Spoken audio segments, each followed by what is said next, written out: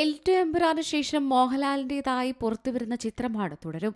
ചിത്രത്തിൽ ശോഭനയ്ക്കൊപ്പമാണ് മോഹൻലാൽ അഭിനയിക്കുന്നത്. ചിത്രത്തിന്റെ സംവിധായകൻ തരുൺമൂർത്തി നൽകിയ അഭിമുഖത്തിൽ ശോഭനയെ നായികയാക്കുന്നതിന് മുൻപ് ജ്യോതികയാണ് ചിത്രത്തിൽ നായികയായി നിശ്ചയിച്ചിരുന്നതെന്ന് അദ്ദേഹം വെളിപ്പെടുത്തി.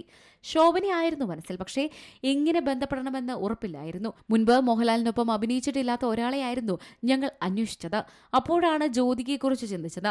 ഞാൻ കഥ പറഞ്ഞപ്പോൾ ജ്യോതികയും സൂര്യയും വളരെ ആവേശത്തിലായിരുന്നു. ലോക പര്യടനത്തിന് ഇരുവരും തയ്യാറാകുന്ന സമയമായതിനാൽ അത് വേണ്ടെന്ന് വെക്കുകയായിരുന്നു, തരുൺമൂർത്തി പറഞ്ഞു. മോഹൻലാലും ശോഭനയും മലയാളി പ്രേക്ഷകർ കാണാൻ ആഗ്രഹിക്കുന്ന കോമ്പിനേഷൻ ആയിരിക്കില്ലേ? ആ ചോദ്യം എന്റെ മനസ്സിൽ അലയടിച്ചുകൊണ്ടിരുന്നു. അങ്ങനെയാണ് ശോഭനയിലേക്ക് എത്തുന്നത്. മലയാള സിനിമയിലെ ഏറ്റവും പ്രിയപ്പെട്ട ജോഡികളിൽ ഒന്നാണ് ശോഭനയും മോഹൻലാലും.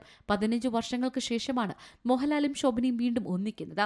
മോഹൻലാലും ശോഭനയും പ്രധാന വേഷങ്ങളിൽ അഭിനയിച്ച ഒരു ആക്ഷൻ കോമഡി ഡ്രാമ ചിത്രമാണ് തുടരും. ചിത്രത്തിൽ ഫർഹാൻ ഫാസിൽ, മണിൻപിള്ള രാജു, ബിനു പപ്പു, ഇർഷാദ് അലി എന്നിവരും പ്രധാന വേഷങ്ങളിൽ അഭിനയിക്കുന്നുണ്ട്. ജെക്സ് ബിജോയ് സംഗീതം നൽകിയിരിക്കുന്ന ചിത്രത്തിന്റെ കഥ KR സുനിലാണ്. മോഹൻലാലിന്റെ പ്രൊഡക്ഷൻ ഹൌസായ ആശീർവാദ് സിനിമാസും രജപുത്ര റിലീസും ചേർന്നാണ് ചിത്രം നിർമ്മിച്ചിരിക്കുന്നത്.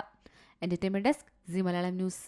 ഏറ്റവും പുതിയ വാർത്തകളും വിശേഷങ്ങളും വിരൽ തുമ്പിലറിയാൻ സി മലയാളം ന്യൂസ് എല്ലാ ഡിജിറ്റൽ പ്ലാറ്റ്ഫോമുകളിലും ലഭ്യം.